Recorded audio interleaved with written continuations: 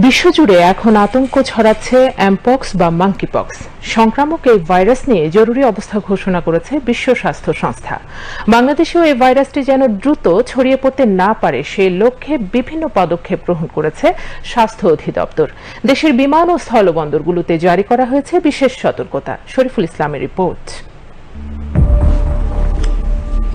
Monkeypox বা mpox নাম শুনে বানরের কথা মনে হলেও ভাইরাসটি আসলে বানরের পাশাপাশি সংক্রমিত হয় ইঁদুর, বন্য কুকুর, কাঠবিড়ালি ও খরগোশের শরীর থেকেও।